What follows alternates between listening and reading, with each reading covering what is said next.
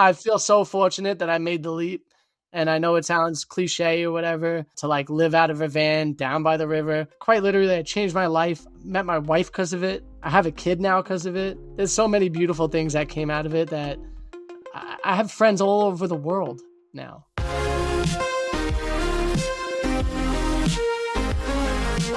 Frankie, this has been awesome, man. I'm excited to talk to you. I know it's been a long time since we've actually communicated. Back in the Lemon Bay High School days, I believe. I think we communicated once after that. I went on, I think you were doing a podcast with somebody else. Yeah. And that was the last time we talked. But previous to that would be Lemon Bay. Yeah. I think maybe we played basketball together once. Probably. And that was like the last time we talked. In the streets. Yeah, maybe it's some beach basketball, something when it was, Inglewood Beach, wherever people were going out there. But I want to start, obviously. When we were in high school, we were in different grades. I remember you though so vividly because A, your accent, it's stuck through in Inglewood, Florida. It really stood out. And then B, you were just like such a genuine dude. And like, I thought you were approachable and you were somebody that I was always interested in kind of communicating with when I had the chance at school. But seeing where you are now, I mean, I had to hit you up. I had to bring you on here because I want to know what the hell you've been up to. And I've seen a lot. If you go on YouTube, FNA Van Life, you can check that out on YouTube. Obviously, we'll give a shout out for you multiple times here because a lot of this is going to be about your content, you and your wife and your family now out in the wilderness doing everything. But let's reel it all the way back because we weren't crazy close in high school, but nope. I got to know, how did you get to Florida with that accent? What are we talking here, man? So it's kind of wild. Basically, to make a pretty long story short, I grew up in Brooklyn, New York. So I was born and raised in Brooklyn, New York till I was 12. And my family was going through some rough times. And my whole family kind of split up. My dad moved to Florida to try to start a new life for the family. And my mom and myself moved in with my step-grandmother. My brother moved in with my grandmother, and my sister moved in with my aunt. And so the whole family got split up, and it was about a year that went by. And I remember being like 11 years old, and I remember just saying like, please God, like for my birthday, I really just want to be a family again, you know?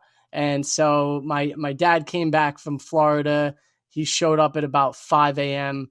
at my bedside and woke me up, and he said, "Hey, Frankie, Dad's home." And I got all excited, and he said, "Guess what?" And I said, "What?" He goes, "We're going to be a family again." It was like my prayers were answered. It was so cool. And so for me, it's funny because all of us as kids remember it differently, and it impacted us differently. Even though we had the same experience happening to us, we all visualize it in our minds differently. And so we had to kind of pack up. He goes, "The only thing is we're going to move to Florida." And so I had to pack everything up that I owned. I had a girlfand in 6th grade, and I had to go in and break up with her. And you just stop giving high fives in the hallway. Yeah, I know that's tough. Yeah, that's tough. Well, peace out to everybody, giving everybody hugs, you know. And man, that's how it all began. And I remember moving there. It was 2001, and literally we crossed the border because we left on December 27th, and we crossed the border of Florida on the midnight, starting the new year. Wow. So I was like, not only completely fresh start. And then I found out, okay, I'm going to be going to this school called LA Anger. And so I wound up at LA Anger, didn't know anybody, and was a little bit nervous, but I always had this gift to gab. I had this ability to always talk to people. I was never afraid to talk to people. But I remember my first class, I was in there, and the teacher was English, and I hate English. English was my least favorite subject. And so I was like, oh, great. And then we are in class, and the teacher, I forget her name, but she's like, "We have 3 new students. I would like for you guys to introduce yourselves." So we all went up to the front of the class, and we introduced ourselves. And I said, it was my turn. I'm like, "Hey, I'm Frankie, and I'm from Brooklyn, New York." And I just said that, and everybody busted out laughing. Yeah. And I was like, oh no. But then, like, really quickly after, like you said, the accent was so different. Yeah. That next thing you know, the girls in my class were like, "Hey, can you say water?" And I would say water. Hey, can you say sugar? Yeah. And so it was just like a lot of that. And I think the guys noticed it. So they were like, I can't be mean to this kid. I want to be nice to him. I want to be his friend. Yeah. You And sound too so cool to bully. I just can't do it. It's that- impossible. Yeah. that's what it came up to. So it really worked out for me. I think by like 2 weeks passed and I felt like I knew almost everybody at El Anger. Yeah. I was the new kid from Brooklyn, this accent. I was kind of like exotic because of that, Yeah. which was weird because, you're just a white kid in a white school, Yeah, but then you realize like predominantly. how there's a type definitely in that town. I mean, it's just regular old white person is Yeah. typically if you break any molds at all, you are definitely a minority at that point. Yeah, obviously, when I noticing that in high school, you definitely stood out like that. Like I said, did you have like a clique? Like, were you in like a group, or were you just kind of floating around? Believe it or not, I was actually floating around quite a bit. Like I would hang out with the jocks and I would hang out with the punk kids and I would hang out with just any different type of kid because I didn't care, your background or what you were into. As long as we were interested in some of the same stuff, I wasn't like limiting myself. I was an athlete. I loved to play sports. And so I was able to like draw in with that crowd. But then also at the same time, I liked playing video games and I liked, some of the nerdier things for lack of a better term. Yeah, That's what I was just into. So I kind of clicked with everybody. And that just helped me out so much, not boxing myself in and yeah. being like, oh, I'm just a jock. I'm just this. I'm just that. I even love drama, like acting and Mhm. stuff like that and playing jokes on people. It was always super fun. So even people in those situations, I got along with really well. And actually a fun fact going back to when I was in public school and elementary school, I was actually the president of my school in fifth grade, which is, Dang. And the president wild. just you just left. You left after I, that. You were president and you said, "Listen, I'm out. I'm gonna just he's out, yeah, had I'll enough see of you. this. Figure it out later. I'm retiring." I Nice. said, politics aren't for me. And I dipped out. Oh, that's a good call. It's getting pretty spicy out there. We probably Yeah. shouldn't Oh, let's yeah. avoid politics in general. But yeah, no, this is why I vibe with you because I knew you didn't have a clique. I felt the same way when I was in high school. I wasn't like in a group at all. Like especially like a lot of the people in my class I was friends with, but I never really like hung out with like a specific group outside of school. It was just like, dude, if you're next to me, we're yapping at each other, dude. We're talking. Like that was how Yeah. I Yeah. was. And I think that's the best way to do it. I think it definitely has helped, at this moving forward in life to like kind of acclimate. You're not like looking at somebody and judging and then saying like, nah, I'm not going over there. Or like, ooh, I can't talk to this person for so and so reasons. That's huge, especially in high school in that age. Like to grasp that early, Yeah. that's gotta help, right? That's gotta help coming out of there. Yeah, it did for sure. It helped me even after as well, but it helped me early on. And I think a big part of it was the way that I grew up, like where I grew up in Brooklyn, like I said, and my house was like kind of the hangout house. Everybody hung out outside. I lived on this, it's called an avenue. So it was Maddock Avenue, Mhm. but it was a dead end avenue. So it was like you had to go all the way back into the community to kind of like find this area. But it's where all the kids went and played because not a lot of cars went by. And we Yeah. had these couple of blocks, that we could run up and down, play manhunt, do all this stuff. And so there would be nights where I would have in the summertime 75 to 100 kids outside my house. And I know Dang. that sounds wild Yeah. because growing up in Englewood, I mean, you're Yeah. lucky if you could get 10 to 15 people together, Yeah. No, no to doubt. No hang doubt. out. Yeah. And so that was an advantage for me. And since everybody was different and from different walks of life or like different types of people, that was an opportunity for me to like grow with those people. And granted, you were growing up, so you were probably doing some stupid shit and some good stuff and whatever. But that was an opportunity for me to realize there's so many different type of people. Mhm. And so when I went to Florida, I knew that like, there's going to be so many different people than what I'm used to Yeah. coming from the city. No, no doubt. Yeah. And then they're probably like, yeah, you've already got a wealth of knowledge of just diversity. And I know that there wasn't a lot of that going on in Inglewood, but there's obviously a gray area. I know, like you said, we kind of like, we had our time at high school together. And then I know you from the content you guys put out, which is awesome. And it's obviously you guys have been doing it a long time and it's coming a long way. And it like now looks like you could take your videos and slap them on like the Travel Channel, like, or an HDTV, like you could put them anywhere. I feel like the way you That's guys produce awesome. it, it's awesome. But there's a gap between after high school and before you started making content where obviously, you met your wife or your girlfriend, fiance, wife at the time. Yeah. Tell me about what happened between there to catch up to the content. Yeah, so yeah, I mean a lot kind of happened. Yeah. I was in my 20s, so I actually had left Florida when I turned 22, I want to say. I left Florida for New York to take a job in air conditioning refrigeration, a union job. So it was like I had this opportunity because my brother was working there and he was like, I was debating on like continuing to do college or maybe start a business. I don't know. I had so many different ideas that I was thinking about doing. I was like, you know what?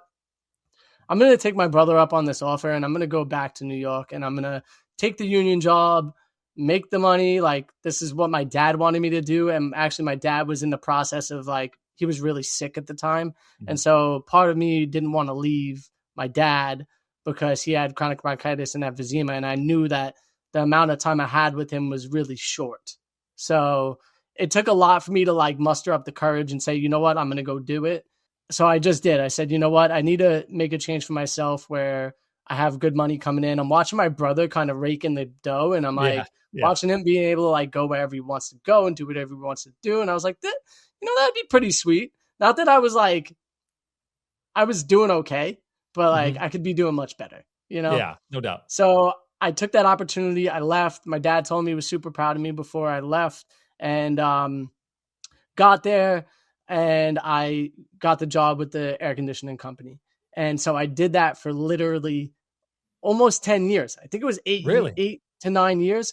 And so while I was doing that though, this company I worked for was so cool. I got to start up air conditioning units in the World Trade Center Museum and the new towers that are there. I used to work at the Brooklyn Nets practice facility, taking care of their air conditioning equipment. So I would like run into Jeremy Lin when he was there and Kyrie Irving and like Brooke Lopez and like all these awesome, NBA players. Yeah. And I remember that job was incredible and I made great money. Like, I was probably making about $100K a year with a little bit of overtime. And it could have been a lot more if I really like dedicated to work tons of overtime doing it. Yeah. So, but while I was doing it, when I first went there, I was like, I'm going to do 5 years and then I'm going to like try to figure out something else to do. Right. Cause I know that I could do this forever, but is it what I want to do? It was more for the money. So during that time when I was there, 5 years went by and my dad, his sickness like really grew and he got so sick to the point where I had this feeling he was going to pass away. And so I got injured, unfortunately, on the job about 2 weeks prior to leaving for Florida, just having this feeling that my dad was going to pass. I literally told my job, I go, yo, listen, I have this feeling that my dad is going to pass away and I need to be there with him. And whether or not you give me the time off, I'm requesting it, but whether or not you give me the time off, I'm going, Yeah. And they were like, okay.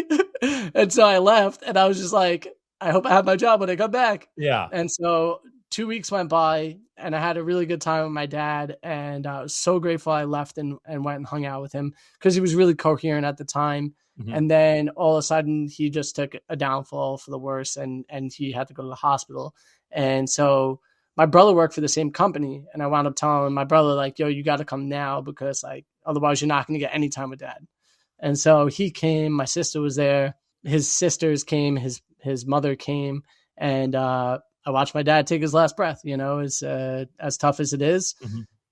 That's just part of life. And I watched him take his last breath. So he passed away. And at that moment I was having all these thoughts in my head. Like, what am I doing in my life? I have this injury now that I got to deal with and, all this stuff is going on. And my brother got married and my back flared up and I had to like leave my job for, a couple of weeks to like get better. And then I just dealt with the injury and I was snowboarding a couple of years later and I hit this jump and I landed on my back Mm. and from like about 10 feet in the air on ice. So it was like landing on concrete, and the wind just came out of my body and I couldn't breathe. I stood up and I was in so much pain, but then I got up, I hit a couple jumps and some rails to Oh, try to get over the, you just kept going. well, to get over the fear, right? Okay. You know, I'm Yeah. like, Yeah. I gotta psych myself out of the fear. Okay. I thought you So were packing it up. I mean, I'd be like, all right, listen, I think I'm going to go get some hot chocolate, call it a day. yeah, as most should, right? So I actually got on the lift to go back up because I'm like, oh, I'm okay. And then halfway up the lift, my groin just started killing me. And I'm like, I landed on my back. Why is my groin hurting? Yeah. And so I was able to get down the mountain. I took off my board and I like collapsed. And I was Mm. like, all right, I need to go home. So I picked up my friends that were there and we went home and I drove home. And on the way home, it was only like typically like a 4-hour drive. It took 8 hours. Yeah. And I got home and I had to call my grandmother. At the time, I was living with my grandmother in the projects. And I had to ask her to bring a cane down so I could like stick it in my hip and get up into the house. The next day I went to the hospital. I called my job, all the things. And the hospital was like, you're lucky that you didn't have internal bleeding and die. My vertebrae were literally black and blue going up my spine. Jeez. From my tailbone up to like the middle of my back. And at that moment, I was pretty down and out just due to this injury. And I realized during this time, I'm realizing like, how much time do I have, to like enjoy life and do things. And so I started coming up with this plan, formulating this plot in my head that I want to travel. And I want to live life a little bit differently on my own terms. And no matter what it was, if I had to save up the money to do it, I'll do it. And then as I'm healing up from this injury, I meet my wife on Bumble. My wife today, I meet her on Bumble and we wind up going on a date and we wound up going to like barcade and hanging out, having a great time. And it was like 2 weeks leading up to it where I wouldn't even ask her to go on a date with me because I was still struggling with my back. Yeah. And I didn't want to like not be able to like hang out with her and be in agony at the same time. Yeah. You got to be a big, strong man. It's those, Yeah, especially those early dates, you got to be, you got to put on the show there. I mean, that's, you know how that is. Yeah. And so basically, on that date, we're hanging out and I don't know, I just had this thought in my head, like this girl's like the one. Mhm. And so like on that date, I told her not to get attached, but also at the same time on that date, we were having so much fun. I invited her along with me to go on this journey. Wow. And I was like, cause I'm like, I'm going to travel for at least 6 months to a year and figure out where I want to live and then settle down somewhere. And so we continued. She was like, that sounds cool, but like, whoa, pump the brakes, dude. Listen, somebody says don't get attached. That's so mysterious, man. That's like, what are you plotting here? And then you just lay it out, and she's still like, she's still hanging around. That's pretty cool. Yeah, she's still hanging around. All right, and not only is she still hanging around, but she starts asking me questions about it, right? And so I'm telling her like what I want to do, how I want to do it. I want to snowboard all these mountains, and the whole time she's just in the background, just making notes and looking up things. And she asked me to come upstairs one day after like 3 months of dating. I told her I was going to like take some time before I go and do it so we could like be together a little longer and see how that goes. And she's like, I got something for you. I was like, all right, cool. I think I'm going upstairs to get lucky or something, She brings me upstairs and she opens up her computer and she opens up Excel and she has a spreadsheet of exactly what I need to do to save the amount of money I need to be able to travel for 1 year without a job. Wow. Okay. And I was like, my mom is blown. And I'm like, this is incredible, but there's something missing. And she's like, what? And I'm like, you're not on here. And she was like, oh, don't worry. I got my own. And Dang. she slid the thing over. She had her own sheet. She was holding it just in case. She was like, listen, just floating it out there. What do you think? And then she was ready for it. That's awesome. She was ready for it. Yeah, it was dope. And so she was the one who was able to kind of put together my dream. Like I was able to dream it and create it in my mind, but I couldn't put it to paper. Yeah. And so she was the one who was able to do that for me. And from there, we decided we were going to buy an empty van and build it out, especially with me having the HVAC background. Yeah. I would be able to like utilize my skills from that to be able to potentially build our own van for us. And so we built our own van and we went for it. We both quit our corporate jobs. That's insane and amazing at the same time. I think everybody kind of dreams of that. Everybody right now, I think, would love to just flip the table and get the hell out of there. Like I've always, I mean, obviously back in high school, I mean, I'd have these dreams of like, hey, it would be really sick to just like get the friends together, like get the guys together and just get in a freaking party RV or something and just go Yeah. and see what happens. Who knows? I don't know what would happen. I've always wanted to do that. I've looked at like rentals and stuff and thought about it, but yeah, I've never actually done it. I You needed should pull the something like trigger at least once. yeah, At least once. Go for a trip with the boys. yeah, I think it'd be sick. It'd be awesome. But now it's like even harder now. Like I'm 35 years old. We're like getting to, families, everybody's kind of set in their ways. People are still having babies and getting married. It's like, hey, Yep. what do you guys want to, take like a week or two and just disappear from your entire family? I don't know. The wife got to be really down. The Yeah. wife got to be a good ass wife to be like, yeah, okay, you can do it. That's a tough ask. I do think my wife would, she would be like, yeah, let's, you go for it. If that's what you want to do, go for it. And like, hopefully I don't think there'd be much resentment there. Obviously it'd be tough to put her in that situation with 2 kids.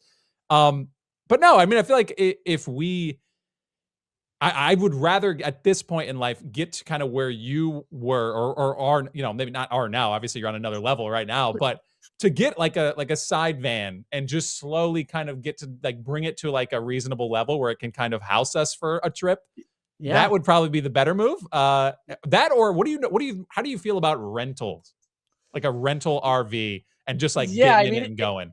It depends on the group, right? So if it's just like you're going with the boys, renting an RV that's already done, great, quick, no problem. Time is of the essence. You're just going for it. You just jump in, you go, right? But if you're going to build something, it takes time. It takes a lot of time, takes a lot of knowledge, takes a lot of understanding, a lot of trial and error when you're doing that. And not anybody could do it. Quite literally, anybody could do it. But you have to have the cojones to be like, I'm going to do this. Yeah, I don't think I have the cojones. I want to think I do. I think you do. I don't know. I think everybody does, but it's about stepping out of your comfort zone. Yeah. And doing something that you're so uncomfortable with. You'll figure it out, but you just gotta, it's like at one point in time, you didn't know how to read or write. You didn't know how to set up this podcast. Yeah. You know what I mean? Yeah. You had no idea how to utilize that microphone the right way. I think it's like, everybody, like you said, everybody could do it. Everybody could dive in and do it. I think they just need the right kick in the ass. They need an ass kick. I think that's it. And if something's kicking you enough, flip the table, get in there and go for it. Put it this way. I've never built a house in my life, right? Yeah. I only really knew how to do air conditioning. That doesn't mean I know how to do carpentry, right? Yeah. So but to build a house, you need to know how to do carpentry. I knew how to run electric and wire stuff because of my HVAC background. I would ask electricians, how do you do a solar setup? And they would go, oh, I don't know. I had never touched that before. Okay. Electricians that have the knowledge. Yeah, for sure. Yeah, like they would think they do, right? Like, yeah, but we're all just pulling up YouTube videos, right? That's it. That's it. And literally a solar setup is like plug and play. Like it's so simple. Very nice. But somebody who's a union high voltage worker wouldn't touch it. They're in their world, man. If they just have their niche, they're going to do their job. They're going to clock out. They're going to go home, man. I think that's the move. That's everybody's just trying to keep it over there and then keep their life over here. But yeah, merging them together to do this trip, that's got to be an amazing feeling. What did it feel like when you finished it? You finished that first build and you're like, I think we're ready to go here. Yeah, I mean, as you're building it too, you have this empty shell, nothing's in it, and you're pulling these wires, you're putting up insulation, you're putting up. Finally, when you start putting up walls and everything starts boxing in, you're like, oh crap, this thing's coming together, And then next thing you know, you're sitting in the back and you look forward and you just you get goosebumps. Yeah. You get this feeling of like, I achieved something amazing, and you're just reaping that benefit by looking at it, not necessarily even driving in it. Yeah. And then you go on a trip and the first time you go snowboarding, hiking, something, whatever it is, whatever your thing is, and then you're able to walk back and get right into your house without having to go anywhere. That's pretty sick. The most wild feeling in the world, especially when you have safety, right? Yeah. You're like, I could come off the mountain, literally get in my vehicle, have a shower, right? Throw in a nice meal, make a nice hot meal on the stove, then lay in my bed and watch Netflix with my wife and chill. You know what I mean? That Like, sounds pretty sick. That sounds it's pretty sick. wild. When you put it that way, that's awesome. I do know a little bit about the feeling. All right. I am a minivan owner. Okay. So Okay, listen, I got a Chrysler Pacifica. This baby is awesome. All right. okay. You're a sucker dad. I haven't. Oh, I love this thing. I love this. So we got it when we had just our first one. Our daughter, and I was like, we need a minivan, dude. I was the one. I don't like the stigma around minivans. Everyone's like, I can't do that. They've never driven one. They've never been in. You know what I mean? We rented one when we were on a trip, and I was like, I feel like I'm in a spaceship. Like I feel like I could do anything in this thing. I love it. Go right awesome. to the back seats with nothing impeding you. All the seats go down. The stow and go is amazing. It's incredible. Yeah. So this is a van life van is the next level up. It's dude, like now you walk into the back and you could stand up fully. Okay. And you have all your clothes and you have all your, food, snacks. If you have to use the bathroom and you're on a trip, you don't even have to go inside it. You just use it in your rig. That's like, it sounds gross, but it's awesome. Like, I know, you know what I mean? Like, you don't have to worry about, man, do I have to stop at this gas station? Am I going to get murdered over here? Like, yeah. And that gas station probably has piss on the seat. Oh, that's way grosser. Oh yeah, no doubt. No, you're right. Somebody did a double decker in it. You know what I mean? Like, and they don't flush. They never flush, dude. And the floor's always wet. You're like, this isn't a water park. What? I know that's piss. Like, what are we doing here? Yeah, tracing piss around with you. Yeah, it's disgusting. You're right. All right, listen, you're selling a lot of people on this. I totally believe it. Obviously, the build's done. I'm assuming, like every American, you had stuff. You had a bunch of stuff, right? Everyone has a bunch of stuff. I have a bunch of stuff. I'm looking at 550 DVDs and Blu-rays over here that I know I couldn't take with me if I had to pare down. It'd be a pain to let them go. But what is that process like to let go of your possessions and just really narrow it down to what can fit in a van? That right there has to be the hardest thing to do for a human, is detach themselves from the things that they bought over time. I really like my stuff. Yeah, that's my thing. I couldn't get rid of cords that I didn't even know what they went to. I'm like, but in a month from now, I'm going to need that cord. Yeah. And my wife was really good at letting go of these things. One thing that helps is if you take stuff that you haven't used in 3 to 6 months, just throw it on Facebook Marketplace and sell it, right? Mm-hmm. You do that, then you see the money coming from it. And you're like, oh, okay, this makes sense to me. I'm making some money off of some of this stuff. So that's cool. And then when we were in the rig, we put stuff in the rig, right? And we drove around with it for a while. And then we realized we didn't need it. We started giving it away, right? So it's like you have this feeling of I don't ripping yourself away from that old self is really, really difficult. Yeah. That ego in you is like, I bought that. I need, that's mine. You know, it's like, no, you're good. You can let it go, especially if you haven't used it in 3 to 6 months time. But like you're saying, it's probably the hardest thing. You look around your room, how do you let go of those possessions around you? Yeah, it would be really, really hard. This closet over here is filled with what I did have it on display before kids, but a video game collection. I have Pokemon cards. There's so much stuff that I have that I love that I don't know how I would. I mean, obviously, like you said, it's very sellable stuff. So I could cash out, right? And probably for a profit, because a lot of it's thrifted. I'm a cheapskate, bro. I look for a good deal. I take it. And I sit on it until it has value. But yeah, I'm just trying to imagine that process of the things that we have. How do you let that go? That's got to be crazy. But the fact that you were able to do it, once you get down to that point, you're living, bro. To me, that's living.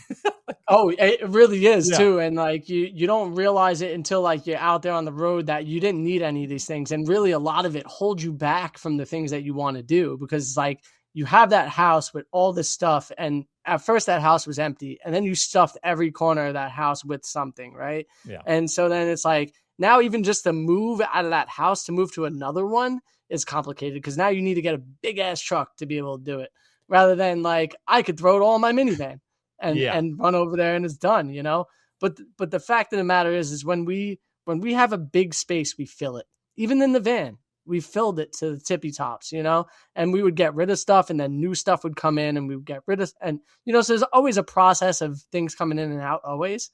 you definitely do get better at letting go of things though when you change your lifestyle into more of a van life related lifestyle. So what would you say if you had to pick one thing? What was the hardest thing you had to let go I would before? say my PlayStation. Oh, baby. Oh, Yeah.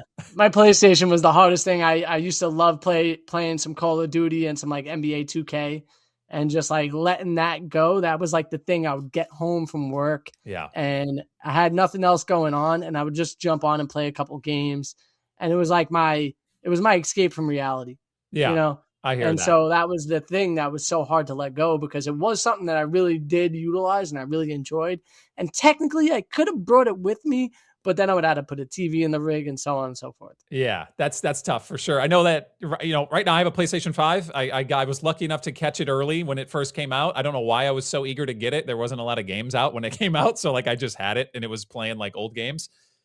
Right now, I feel like that's like the easiest thing I could let go right now, because right now it's literally my 5-year-old's goat simulator machine. Like she's playing goat simulator, and I'm just like, man, I haven't played this thing in so long. Now that being said, I have been playing video games, but I have my laptop, which is like Yeah. a freaking editing monster. I also realized can run the hell out of some Steam like video games. So like Oh yeah. so I have Arc Raiders. I don't know if you ever heard of that game. It just came out here pretty recently, but I have that on here. I've been playing it more than I think I've played any game in the last 5 years. So every once in a while I'll pop in here and just play some Arc Raiders, and just it is weird to Nice. do it on my laptop, but honestly it's so awesome that I can just unplug this stupid thing and go wherever I want in the house. I'm not Yeah. tied to my television when I'm playing video games. So yeah, listen, I could let go a lot of this stuff, especially because I know it does have value.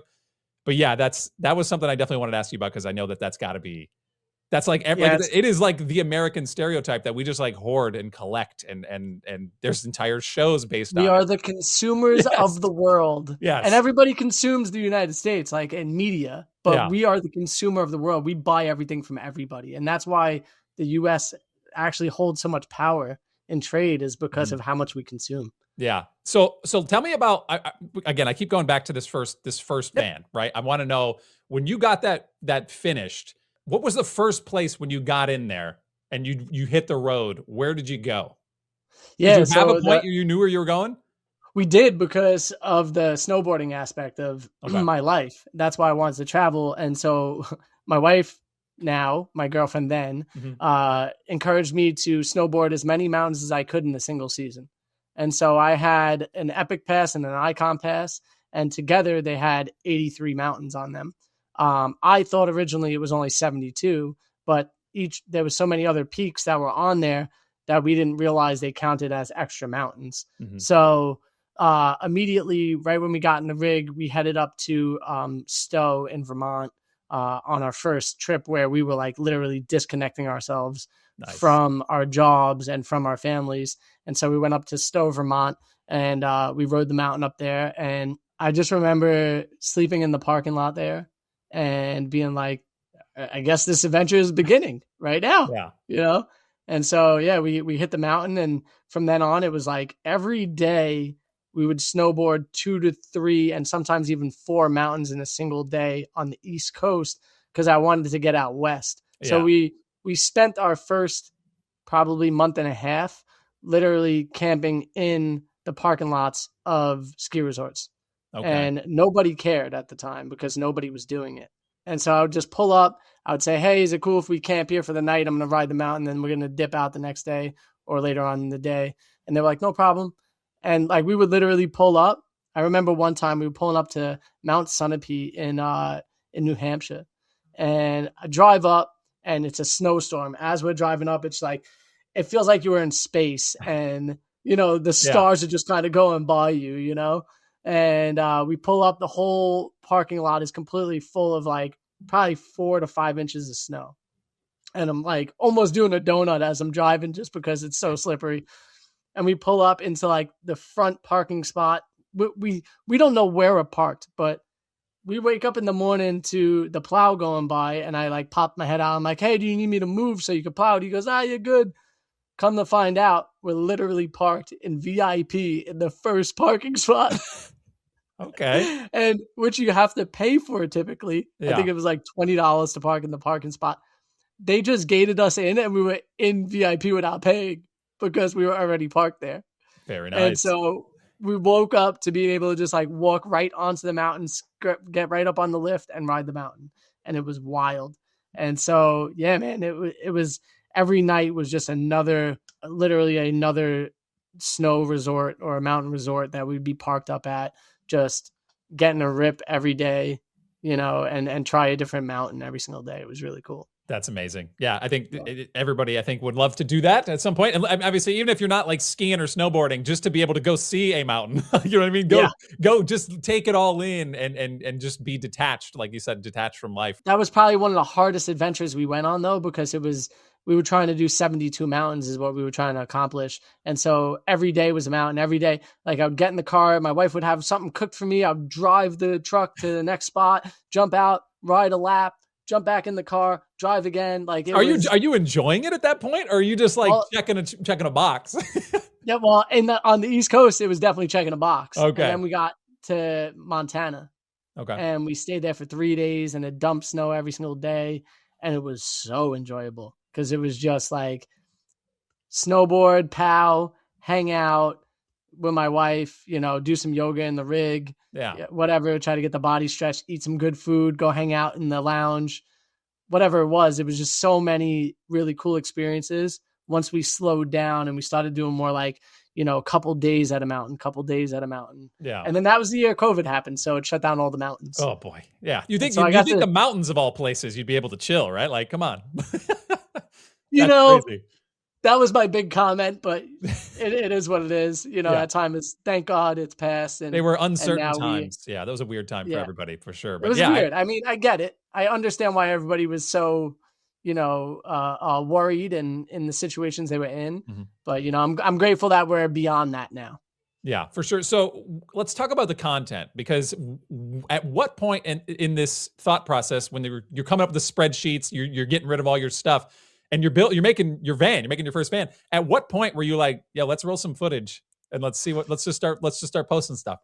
Well, so on our first date, Alex and I, we realized that we both liked creating content on YouTube, and it was just a hobby for both of us. And so I was doing snowboard content or like wakeboard stuff or whatever, just like anything sports related I was kind of doing. And then my wife was actually making content for healthy eating. She was called the Hungry Health Coach. And so she was making content that was like more meals that you can make that's just stuff in your fridge type of thing. And so her channel was actually monetized and mine wasn't. And so long story short, when we first started, we were both making content separately. Yeah. Which we then realized was stupid. And because we're like enjoying these adventures together and we're in each other's videos, but then I wouldn't have enough time to edit. And even for her, it would be difficult, so we in a blessing in disguise, COVID happened for us. Right. Yeah. And so we were able to sit down and really like talk about what we were doing, because we started seeing an actual income come from her channel that we were like, oh, we can make this into a business. But if we're going to make it into a business, we need to brand it. We need to come up with a strategy. We got to like think about our content a bit. And we started watching a lot of videos like based on that, you know? Yeah. And so, yeah, man, we sat down for like a good week or two and we thought about it. And that's when we created F&A Van Life. And F&A Van Life became this way for us to be able to travel for an unlimited amount of time, and be able to bring money in, which we're so fortunate today to be able to make money online and be able to be anywhere in the world. Yeah. It's a wild time. Like, it's amazing. It's amazing. The hippies back in the day wanted to do this, but they would have to stop and work and make money, right? Right. And we don't have to stop. That's you got a nice little wheel churn in there. That's awesome for sure. And obviously, if you check it out, it's F&A Van Life. Search it on YouTube, FNAVanlife.com. I believe you guys have a website. Yeah. You can get everything there. And check out all the content. You guys are doing a podcast. I just checked it out. You guys are doing, well, you've been doing a podcast, but you're now delving into the video realm, which is awesome. Yeah. Especially now that you guys are all over YouTube anyway. You should have some videos. Yeah. So that's cool. You guys are getting in there. What's that been like to just kind of hunker down and talk with your wife? Yeah, I mean, so we've been doing the podcast since 2020. Mm-hmm. We started it, actually, it was like a video chat like this on F&A Van Life. And it was during those times, in 2020 when everything was like kind of separate and, so we would do the video chats with everybody, where we would really rather do them in person, but times were tough, so you just kind of had to deal with what you had. And so we did that for a while, but YouTube wasn't really set up for podcasts at the time. Like if you created content, like vloggy style content, but then you tried to put on a podcast, it just didn't bode well for your audience. So we noticed that, and we decided to just go the route of audio podcast via Spotify. And then that would just reach out to all these other, Apple Podcasts and all these other things. And so, we did that for a little while. And then I think we were putting out one episode a week for years. And we actually wound up having one of the larger van life podcasts that were out there that were like strictly about van life. And we've even got brand deals through it. Like the podcast equipment we have that we use is actually from a company called Vocaster, which is a really nice setup. And they actually hired us as their models and paid us $5,000 plus gave us all the equipment for podcasting. Damn, and that's sick. And I was going to note on that, the equipment looks solid. Like it's really good. That's awesome. Yeah. And it sounds great and it's super great quality. And we even meet people along our journeys that were like, oh, what do you use for your podcast? And we told them, and one of the couples went and purchased it. And they're a German couple and they do van life and stuff. And they got the box and they opened it up and inside is my face. Oh, nice. Very nice. So I'm like the model on the box, which That's is kind of awesome. wild. And so to see that come full circle was really cool. But it was a full day shoot where our van was a character in it. We were characters in it. Our dog was a character in it. And it was very professionally done. Yeah. It was super cool. So the podcast, brought a new audience in that would funnel people to YouTube to come and watch our videos, or maybe funnel people over to the Patreon. We have many different ways and sources to create income and to create our own ecosystem. So that way we could continue to live life on the road. That's so awesome. And just the fact that you posted every day for every week for that long, incredible consistency. I would kill for that consistency. I wouldn't actually murder, but you know what I mean? I get it. I would love to be able to come in here and like be, I'm trying to, the beginning of every year, obviously it's, 2026 now. I say, hey, this is the year, going to pull it all together. Consistency. I'm going to batch record, get in there, do a lot of the editing, and just, I'm going to schedule these babies out. I want to get this thing locked in. And I have this podcast and I have the other podcast. It's called the Movie Propcast with my friend Tyler that we do, but he also has a kid. He also just moved. It's like, there's so much life going on. It's so hard to just be like, hey, let's get in here. Let's Here's get the sick done. part. The sick part is we were also putting out 3 videos a week on YouTube for the longest time. Insane. So we were doing 3 videos a week plus a live, and then we would also do the podcast. So we were like just constantly working all the time to get out all this content.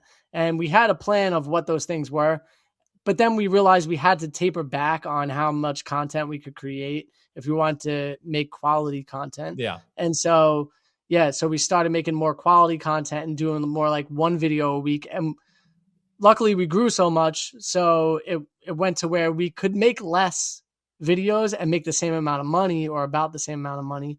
And then we found other avenues to make money. Mm-hmm. So like we were doing Amazon affiliate link stuff, making videos on there that were native on their platform as well. MSN we're on as well. That it's our content that we make for YouTube, but it gets recreated for MSN. That brings in money. So there's like so many different ways to make money, but you have to be a dog. You got to be out there just going after it and editing. Whenever you get a moment, you need to lock in. You know? No doubt. I know that's one thing I'm curious. Like, where do you find the time now with a kid on the road or wherever you're at to just like say, hey, I'm going to lock in on this computer? Because I know editing, anybody who's ever edited a video knows that's a grind. Anyone who's never edited a video, they probably think it's the easiest thing in the world. You just turn the camera on, do your yapping and throw it up. But no, it's insane. It's crazy. Yeah. So to answer that question, basically what we do is early in the morning, one of us gets on the computer and does, like, we have 1 kid right now. So we could divide and conquer. Yeah. Right. And so in the morning, one person will be editing, and then we'll hang out with Everly together. And then she'll go down for a nap when she's napping for the 2 hours. If she naps, you know, yeah, that stops supposedly at some point, which is scary. It does Yeah. stop, and you're like, what do I do? Yeah. And so during that, hopefully 2 hours you're hoping for, we're Mhm. both locked in on a computer each, just making something happen. Yeah. And then she does go to bed by about 7 o'clock every night. So at that point, it's like, okay, we could get a lot more work done. So, but we're working from, 7, 8 till midnight, Oof. Yeah. and then you're waking up early for your kid. And if you're hoping that she doesn't wake up in the middle of the night, or he doesn't wake up in the middle of the night, so that way you could get enough sleep. But yeah, it's a grind for sure. So, okay, I want to play one little dumb game with you before I let you go. It's been awesome talking to you, and we'll obviously link up here in the future too, because I've been following you, and I like to pick the brains of creators. But you mentioned that you were a president back in elementary school. I'm gonna reinstate your powers here for this little game here. All right, and we're just gonna play a little game of like, I'm gonna lay out something, a statement, something that people do. And you're going to tell me if that's like a good thing or a bad thing under your presidency. Okay? Okay, cool. Down. Are you ready? Yes, sir. Now, these are some terms that when I was looking these up, I'm not a van life person. All right? Some of these terms are a little foreign to me. Maybe you can explain, but claiming you are boondocking when you are actually parked at a Cracker Barrel parking lot. That's urban boondocking. I'll give them a pass for that, because it is urban boondocking. As long as you're not connected to the grid, you're boondocking technically. Okay, that's fair. Yeah. So just you detached in any way, that's called boondocking. But like, so when you have a self-contained rig and you could go out in the middle of nowhere and camp out, have power, food, all the stuff, water, you're boondocking. So I'll say that's urban boondocking. Okay. All right. And I'll give them the pass on that. But real boondockers, they're going out on Bureau of Land Management, BLM land, and they're camping out on that land, pretty far off the grid. There's most likely no service on your phone. Okay. You're out there. So they're not real boondockers. All right. I got it. I heard you loud and clear. Yeah, they're partial. Loud and clear. Okay. I'm being political. Okay. So what if somebody cuts a New York slice of pizza with a fork and knife? No, that's it. No, hit the buzzer. All right. Get them out of here. All right, they're out. Get out of here. All right. I'm just saying, sometimes you don't want to get your hands dirty. You got the utensils. No. No, I don't do that. I'm not that guy. You always get your hands dirty, all right? That's fair. That's fair. On the subject of pizza, you've been all over the country, all over the continent. Where you find, outside of New York. That's not fair. Yeah. Let's not say New York. Where's some of the best pizza you've ever had? So actually, believe it or not, one of the things that I did while I was on the road was try to find pizza. I love pizza. Yeah. I've actually started making it myself. I'm trying to make the best New York style pizza, in my opinion. I've only had a couple goes at it, but I'm doing pretty good. But I'll say I was really, really impressed by Panama's pizza. Okay. They actually have a lot of Italian expats that live there. So pizza is heavily influenced in Panama. Nice. So you could find good pizza in a lot of places there. And then I actually had one of the best pizzas I've ever had in Mexico. Really? Okay. Yeah. All right. Yeah. We were in Ensenada and we were looking actually for vegan tacos.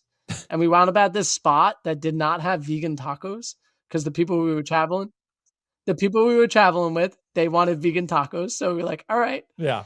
And we tried to entertain that. And the guy that we pulled up there was a brick oven and then the taco spot. So it was a pizza spot and a taco spot. And the guy's like, he was a hustler. And he goes, yo, I'll tell you what, I'm going to make you a pizza. He goes, I could tell you're from New York. So I'm going to make you a pizza. And if it's not the best pizza you ever had, you don't have to pay me $1 for it. Hey, that's kind of sick. Like, okay, cool. Yeah. And so we sat down. He made us a Napoli style pizza. It was absolutely delicious. And we paid him and gave him a tip because he hustled so hard to get us in there. How do you, okay, listen, you're still going to pay, right? Like, I just feel like, even if it was like if it was genuinely bad, obviously you'd be like, hey, listen, dude. I'm like, dude, I'm leaving. Kind of I would take a bite and be like, this is unedible. Yeah, no, that's an interesting strategy, but I respect it because it did Yeah. elevate it, right? It had to elevate it to that point to clear the bar he put in front of you. That's I think it impressive. also made the pizza better Yeah, because he was so confident in his ability. that's nice. You were really locked in to like really tasting everything. That's Yeah. a good marketing It's like a strategy. good storyteller. You Yeah, lock into that story in the video amazing. compared to somebody who's not, you know? That's good. I'd have their pizza for sure. Yeah. All right. What about using liquid nails or duct tape as a permanent structural fix Ooh, instead of using a drill? hard pass. That's a pass. That's a full pass. You could use it as a temporary, like, I need to get the tools to get the job done. Okay. But like in van life, you are going down roads that make it like you're going through an earthquake every single day. When you Okay. go boondocking, right? Yeah. And you're driving down those back roads, it's washboard roads. So it's like the Yeah. whole way down. So if you duct tape something up, your It's cabinets gone. are falling down. It's gone. It's gone. Okay. It's gone. All right. That's fair. I kind of felt like I wasn't sure your stance on that. You know, especially with the DIY you've got going on. You're locking in. You're doing it the right way. I'm doing it the right way. I respect it. I actually, how about this? I don't like the Winnebago vans and the ones that are highly produced by these big companies because they cut corners. Okay. They'll put in knobs and things that break really easily. And 2-3 months down the road, you have 15 things that are broken and you can't bring it in for warranty work for up to a year. Like it's just, yeah. Okay. because So they're so booked out. That'll lead me to my next one, President. If buying a pre-built van versus DIYing it, Yeah. what do you think? Instead of DIYing it, what do you think there? What do we? This one's tough because, like, this is what I'll say. I would much rather buy one from a small company that has built it. Okay. Rather than like the Winnebago. So there's like, I know people out there that build vans for a living. I'd buy one from one of them in a heartbeat. Yeah. Okay. I DIY it because of cost, right? Yeah. So cost related, if you don't want to spend a ton of money, you're still going to spend a fair amount depending on how you do it. Yeah. But the cool thing about DIYing it is then you know how everything works. So if anything breaks down, you can fix it. That's huge. Yeah, 100%. I feel like that's game the biggest. Yeah, even if you don't know how to do it, you did it, so you know how to do it again. That's a skill you're learning. That's not bad. Yeah, and that's why I always go DIY because the fact of the matter is when you're out in the middle of nowhere and something breaks down and you don't know how to fix it, you're screwed. You're cooked. That's cooked. Okay, so all I'm hearing is President Frankie is never going to get a Winnebago brand deal. That's gone and off the table. I wouldn't say never. If they knock on the door, you're like, well, let me tell you about Winnebagos. I'll tell you what, I would live in it. I would give my honest take on it. But because I've lived in one before, like I traveled across the country. When we sold our first van, this guy that we met on the road, we call him Uncle Kevin. And so just a random guy we met in a parking lot that we became really good friends with. He was a military guy. He was a lifer in the military. Super cool dude. When we were traveling with him, we became such close friends that we were talking about selling our rig. And he said, you know, if you guys decide to sell your rig and you need a ride back to Florida, because at the time that's where we were like, that was our home base. Yeah. He was out of Tampa. So I was like, he said to me, if you guys decide to sell your rig and you need a ride back, I'll drive you across the country. Wow. And we were like, seriously? And he was like, yeah. He's like, you can live in my van with me. He's like, I'll pitch a tent outside my van and you guys can have my bed. And I was like, listen, there's another bed in here. If we're going to do that, you could sleep in your rig comfortably too, you know? Yeah. And so yeah, I mean, we sold our rig out of this event at the time that was called Wolfpack Roundup, is now called Northwest Nomads, which is another cool part about van life that a lot of people don't realize. You could go to these wild events that are like just all these other van lifers and bus lifers and people that are living nomadically go to. And it's almost like a festival. That's awesome. Where they have live music and, you know, games throughout the day. And they're normally 4 or 5 days long. And you just meet all like-minded people that are interested in this lifestyle. They might not be your cup of tea, but you're meeting people that already have a very similar interest to you. So everybody kind of gets along really, really well. Yeah, you probably learned a lot too about like what maybe you're doing something that, or they did something you want to do. You're like, how'd you do that? Like, what's going on there? Yeah, So it's a lot of community building and just the opportunity to learn something that you might not know about, or maybe that you see something in their rig that you're like, oh damn, that was a good idea. Yeah. and you might switch up your rig to have that aspect in it. But we sold our rig out of Oregon. And so we shipped it out from that event and had no way home technically. You could But not have Uncle gone farther in the continental US from this guy.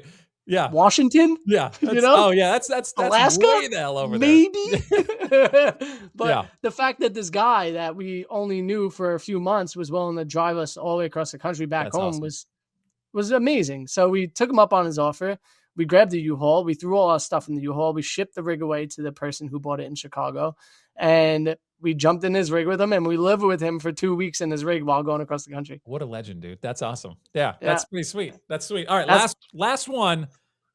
Passing another converted van or van lifer on the road and purposefully not waving. I pass on that. I always wave. Gotta do it, right? It's like an unwritten rule or something. It's like the people in the Jeeps, you know, where they beep or whatever, or they give each other ducks. Sure, you know, the duck thing. Is there anything like that in van life? Are you getting like little duck like creatures or no? Is it? No, the thing that's like it is most people that are creating content in some type of way have stickers or something like that. So everybody's swapping stickers. Okay. So like there's that aspect to it, but nobody's doing like a duck thing. There is one lady that we know that wanted to try to start doing something like that. But like it would take giving these things and getting people to buy them enough to like get them to start doing it. It was like these little like suction cup men that like hang to the walls or whatever, you know? Okay. It's a good idea. Just like hard to get it to stick. Literally. Nice. Yeah. Yeah, literally. Okay. This is it. Last question, I swear. And I'm going to let you go back to your family here. And I appreciate you taking the time again.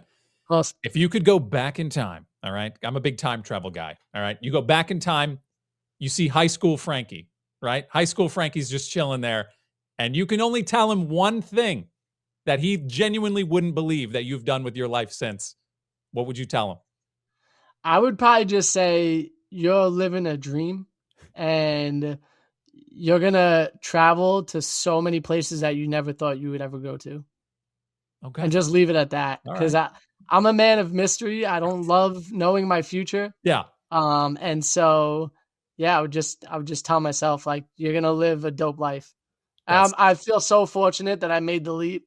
And I know it sounds cliche or whatever to like live out of a van down by the river, you know, it's like the thing. Yeah. But quite literally, I changed my life. I changed my back injury. There's so many. I met my wife because of it. I have a kid now because of it. There's so many beautiful things that came out of it that I have friends all over the world now. And I even had like basically a high school reunion while traveling that first year. Because we've had the people that went to Lemon Bay High School, quite a few of them actually moved all over the country. Yeah. And they actually escaped Inglewood. That happens. They say it wouldn't, but some people do. I mean, people go back. Oh, but it's beautiful. When you go back, like, I'm like, yeah, I could see, you know, when I'm older, but yeah, there was nothing for young people there really. So no. To go back and you're like, it's nice. It's a nice time. Yeah. So a lot of people escaped and when they see that we're pulling through the area, they might hit us up like, hey, I'm in this area. Like, it's just cool to be able to reconnect and just be able to be people together. Absolutely. Yeah, that's awesome. It's the best part. I'm jealous and it's so happy for you, man. You're living an awesome life. And the fact that you're documenting it, F&A Van Life, search it on YouTube, subscribe, listen to the podcast, check out the videos. You guys are crushing it. You and Alex both. Just keep doing your thing. And I'm excited to see that 100K plaque at some point. I want to see that YouTube 100K plaque, baby. Oh, me too, man. I was aiming for that this year. We came so close. The shimmies really helped bring up the channel a lot. My wife and daughter do a shimmy a day. And now we're actually going to be on a new adventure. We're going to try to do 10 countries before Everly is 5. Okay. And so she's 2. She's 2.5. We basically have 2.5 years to get to 10 different countries. It's going to be an epic journey. She's going to learn so much from it. And even if she can't keep the memories, it's going to shape her to who she's going to become. It's going to be so cool for her to be able to go back when she's older and check these videos out too. That's so sick. That's going to be awesome. I love that about it. Yeah. It's a little time capsule to be able to go back and be like, what was I doing when I was a baby or a kid, toddler? Yeah, here you are yapping into the camera. That's awesome. That's so cool. Yeah, man. And you're going to get to 100K. You're going to get to 100K, no doubt, because this podcast right here, I mean, it's one of the biggest in the entire planet, dude. This is like, you're going to get the underrated, the fluffing.